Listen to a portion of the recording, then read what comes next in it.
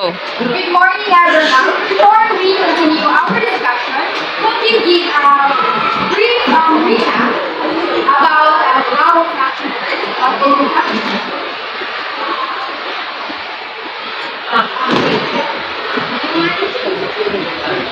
How refraction works? Or what is fraction? It is the bending of light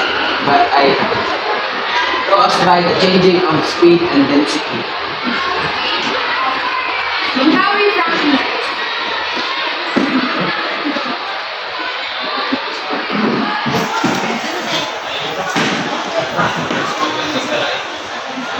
Using medium. Now let's play a game.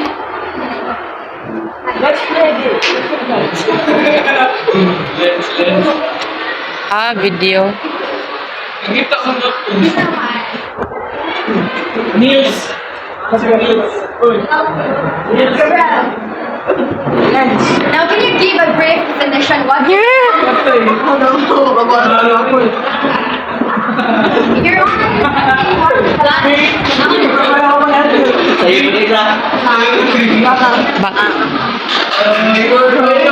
Ba description about the lens?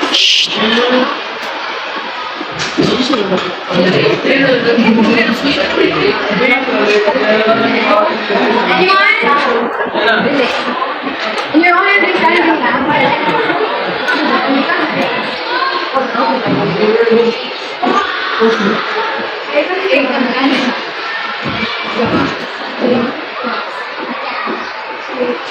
And it's quite weird that changes the vision from it consists of convex and concave lens. Anyone? Anyone? Okay. Kindly read everyone. is a transparent material that is shaped specifically to diverge or converge parallel to their screen. It works because of refraction. So lens is a transparent material, specifically glass or plastic, with curved sides that can bend light rays as they pass through it and change direction. This process of redirection of light rays as they pass from one medium to another is called refraction. But how does light will bend? It depends upon the type of lens that comes in two main forms. What are these?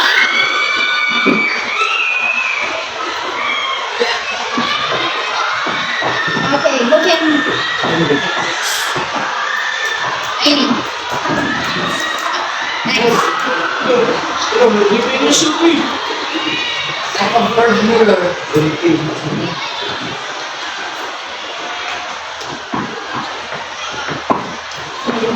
Next. And D. Bawal yung mga nawin. Now, how do these lenses, what are the differences of these two lenses? Convex mirror, the circle surface curved outward. Now, mas thicker yung middle and mas thinner yung edges. Sa concave mirror, the circle surface curved inward na mas thick yung edges and thin yung middle. But how do these lenses work? Well, it's due to refraction, which as we learned before, it's the bending of light rays in a certain way. This twisting and turning happens in two ways, convergence and divergence. And what do they mean? Well, for that, first we must look into the way both the lenses work.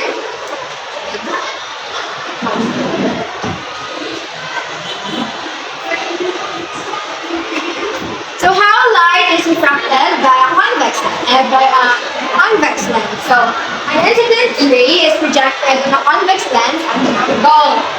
Now the point of the incidence, which is the touching point of the ray at the ray lens, we draw a normal line.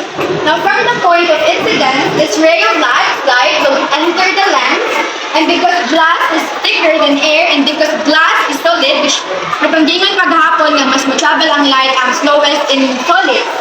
Right? And then it slows the ray speed and bend it down towards the normal line. Because the light ray travel from less dense medium or denser medium bend siya towards the normal line. Now, once this refracted ray reaches the other surface, which is the second surface,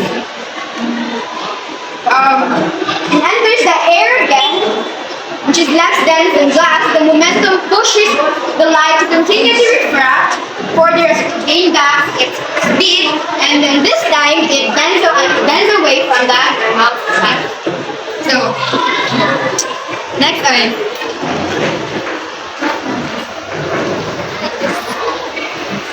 Now, how light is refracted by a concave lens?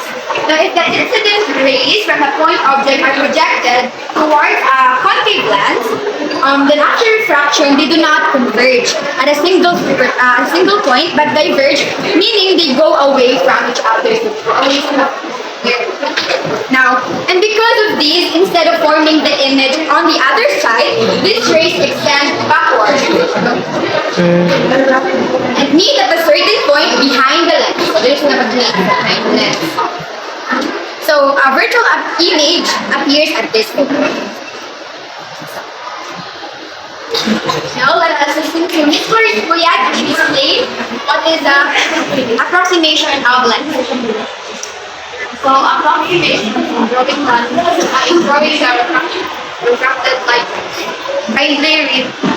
Because light rays are refracted twice in lenses, it is difficult to draw them if we accurately depict the two refraction instances in one light ray.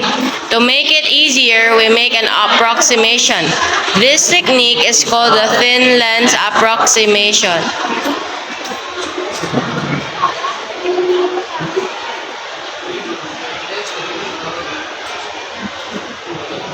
Take a look at the diagram A. The two refraction instances are shown in the drawing. So notice mo diri nga kaduha ni bend ang light rays both entry and exit sa lens. So para makahimo ta og approximation pareha sa diagram B, mag-drawing ta og lens axis na mag-divide vertically sa lens into two different parts. Dayon after drawing yung instant ray, hanggang ma-reach siya sa lens axis, then before na siya i-bend patungin sa focus. Awa, diba mas easier ang approximation kay kausta naman i-bend ang light ray.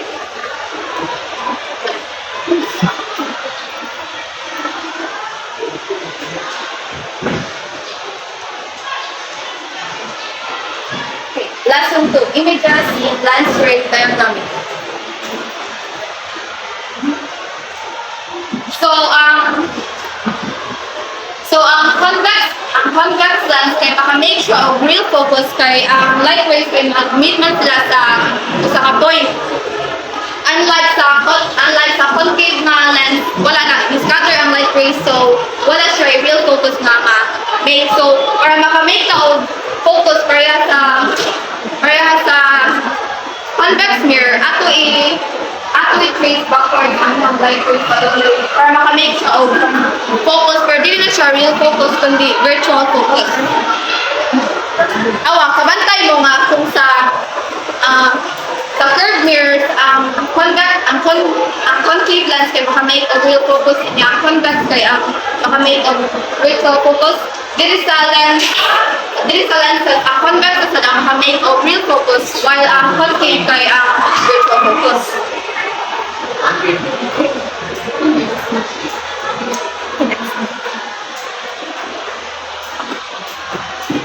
So just like in curved mirrors, there are points in a lens setup that are important to take note of. First, the focus. Ang mark F, mao ni ang small f. Mao ni ang focus, and take note that the lenses are transparent. So mao nang naay duha ka focus diri makita na to sa left side o sa right side. And ang 2F are at the distance that is twice on the focal length. And ang kaning 2F ay equivalent to siya sa C sa curved mirrors. And ang lines kung asa makita ng kanang points kaya ang principal axis kami principal axis. While ang line na nag-divide sa lens into two different parts, may mao niyang lens axis. And the point at which the principal axis and the lens axis intersect is the vertex.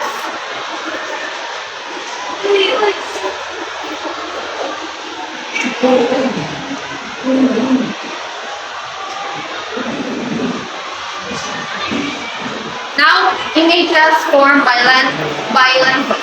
So just like here, images can also be formed by lenses. How do we determine the characteristics of images formed in lenses? We still use the ray diagramming technique, just like in module 6. Please listen to Miss Bakos as she will explain what ray diagramming is. Kindly read first. Of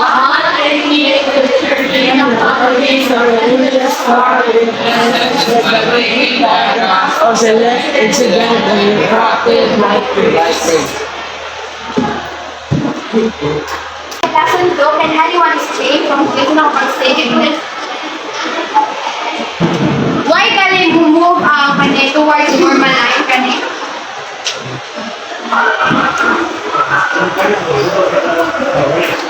Anyone?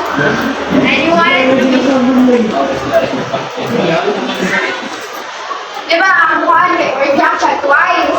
And ang first thing, the one that moves towards the normal line, why is that?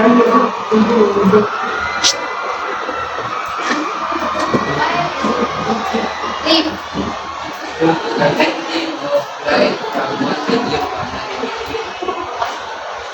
It is because it bends the light from one medium to another One medium to other medium.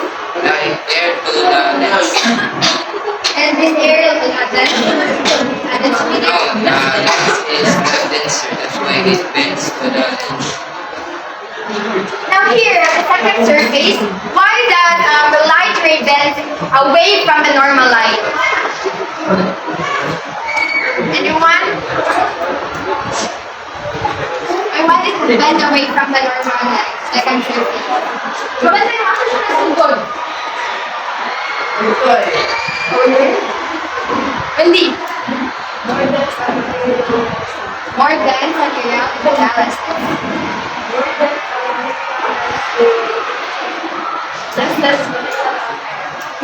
Now, do they converge or diverge? Converge, diverge. Converge. Converge. Diverge. Converge. Converge. Now, how light is refracted by a concave lens? It's diverging. So, can someone explain?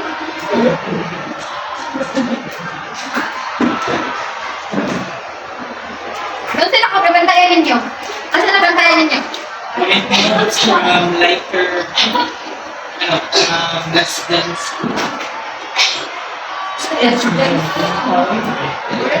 Bango po ito po lang. What? Diverge.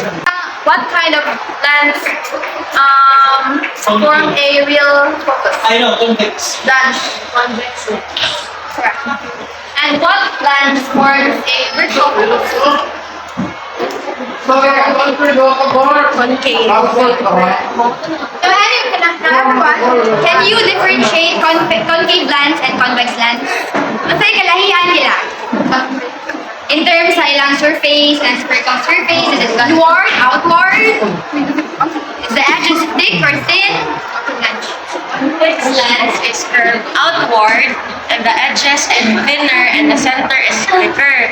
While concave lens is curved inward, its center is thinner and its edges is thicker. Now let us first review the concave and convex lenses before moving on to lesson 2.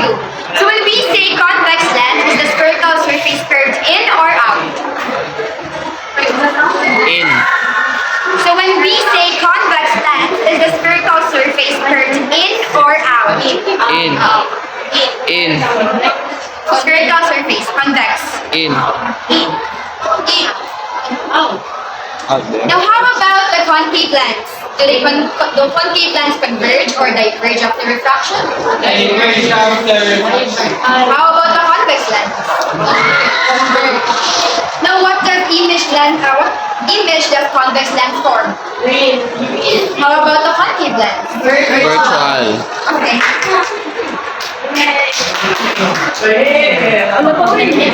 And this body, and represents a text. We always use an arrow to represent the object being refracted. Next, we draw the object as upright with its face or foot starting from the principal axis. Next. Now we draw incident rays from the top of the object arrow. And again, what is this? No, this one. Incident ray.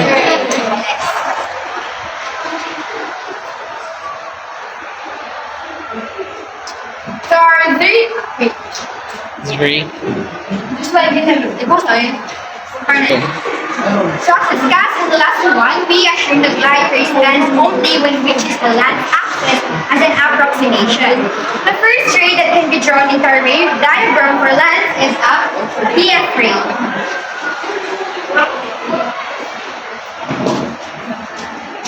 So in this ray is applicable to all situations. So in convex lens, an incident ray is parallel to the principal axis, passes through the lens, refracted such that it passes through the real focus. When we say real focus, the refracted ray converge. Now in concave lens, an incident ray parallel to the principal axis passes through the lens, which is refracted such that it passes through the real focus. When we say incident ray parallel to the principal axis passes through the lens and is refracted such that it aligns with the virtual focus. This means that if the refracted ray is traced backwards, the line will pass through the virtual focus. Now the second ray is the V ray, or also known as vertex ray. So V ray are also known as what? So V ray is also known as what kind of ray? What kind of V ray is also known as what kind of ray? Vertex.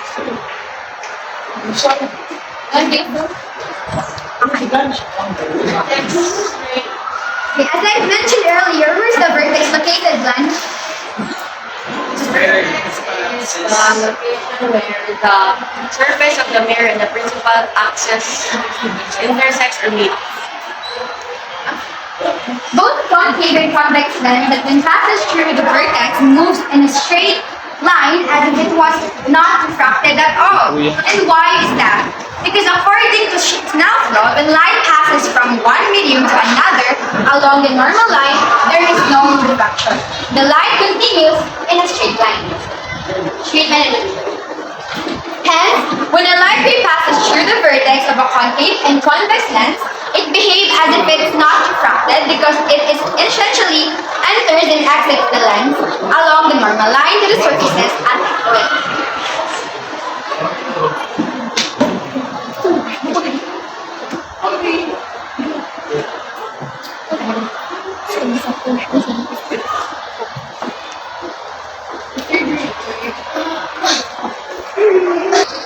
Now let's move on to the FP ray, which is the only ray that is not applicable to every situation.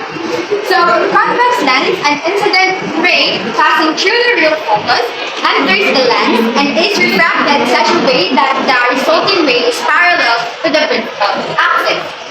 Now in concave lens, an incident ray is aligned to the focus on the other side of the lens. This means if we extend the incident ray into the other side, the line will pass through the focus. As the incident passes through the lens, it is refracted by the direction that is parallel to the principal axis.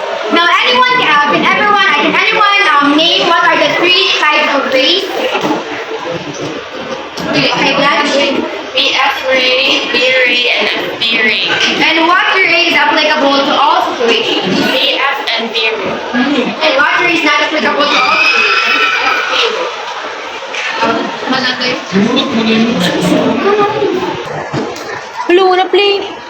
Balik ka, balik ka, balik. So, first, we'll have the location. Kindly read. With F to F and B as reference. The object of the image could be placed at location beyond 2F, at 2F, between 2F and F, at F, between F and B, or on the same side as the object. So, the location of the image can be found beyond 2F, at 2F, between 2F and B, between F and B, or on the same side as the object. So, orientation. The image form can be upright or inverted.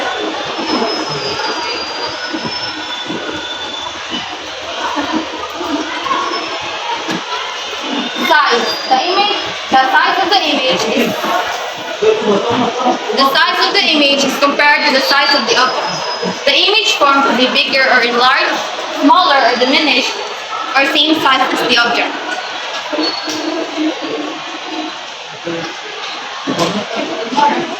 And lastly, type. There are two types of images. A real image is formed by refracted light rays made physically. However, when refracted light rays do not meet, they can be traced backwards or they meet at an imaginary point and form an imaginary line or a virtual point or any image.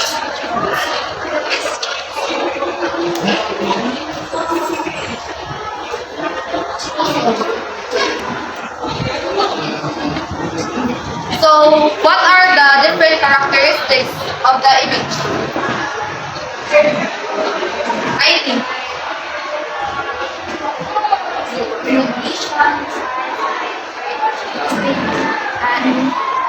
Expect sa malaki.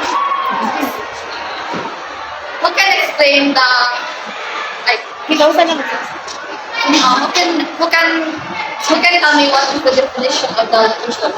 Definition of The location or what are the different locations of the image? Blanche.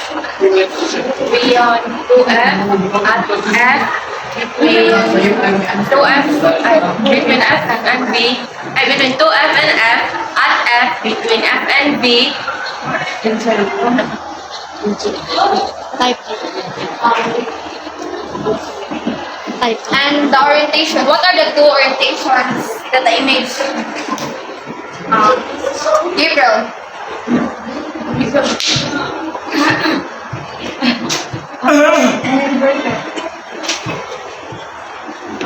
So size. Precious. English, please. Large, diminished, or same size. Correct. And the type. Precious. Real and virtual.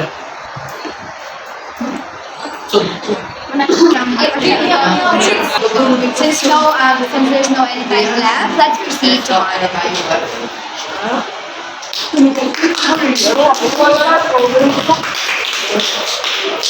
we're going to use the radiograph in finding the image in convex lens. So the object location is F to F.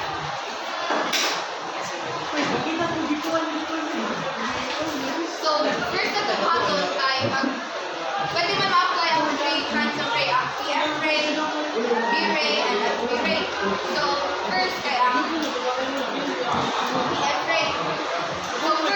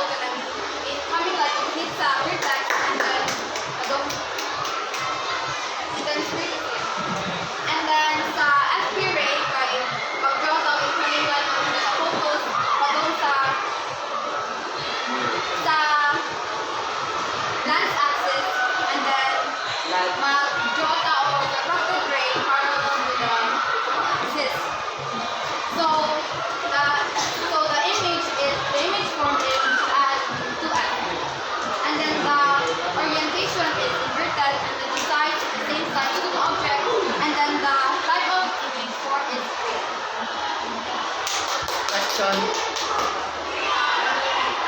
Now let's move on to concave lens. So,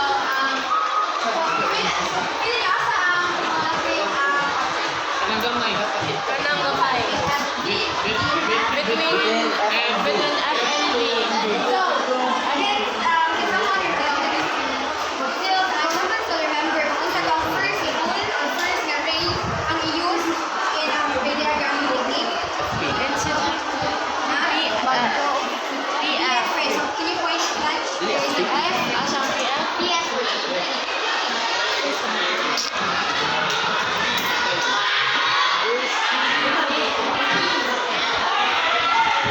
Hoy! So, a ray of light which is parallel to the principal axis after refraction of its coming from the focus. Now, the second ray, who can point where is the second ray? Kyle, where's the second ray?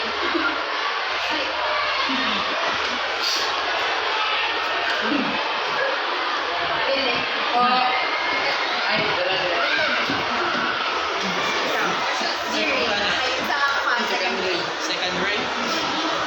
Second ray, kita.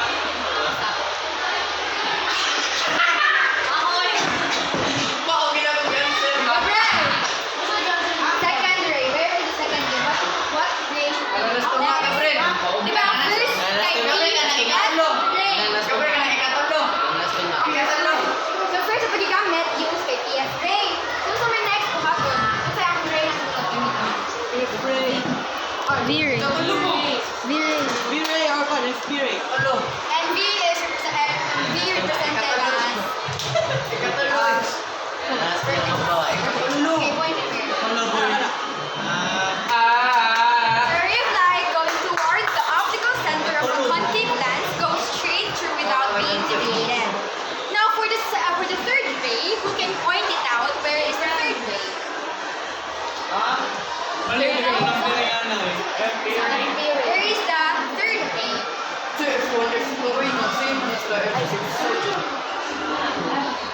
Where's the FP ray?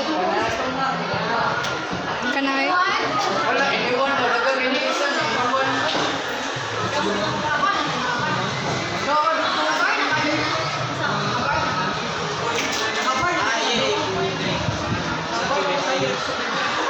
Masaya pa din lalaki. Where is the third ray? May roll kayo pagka-drawing drawing. Very good. So can you please read the location? Listen. Location between F and B. Orientation? Upright. And why is it upright? Because the object image form. Form is at the front of the The bottom it started from the principal Because axis. the object Raise your hand. Why is it upright?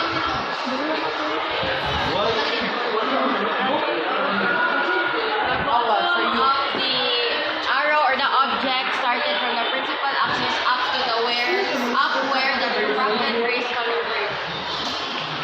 So next is smaller. And the type? Vertical. Why? Because it is in front of Uy, kanang second array ba? Ay, third ray. Because it is a with lens. Now let's try Let's try. Uy, wrong na. Uy, awa ka ng third ray. Bend ba na dapat sa tunga? Dili sa kanang outside nga puan. Sa tunga mo na dapat mo bend. O kana dapat mo lahos na sa kanang straight sa tunga. Uy, nasa budyol. Kayo ay mo, pag ano na lang broken heights pa daw sa ano.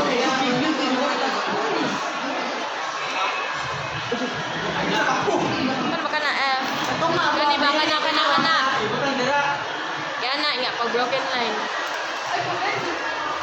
O gani pero Bubay lagi sa tunga. May pag-april. Uy. Oh, straight. Ala na ba? Inana lagi sa budyol. pero mo hit man gyapon siya sa F. Uy. Diha lagi na dapat mo sa center, guys. The reflected ray should bend in the center of the mirror.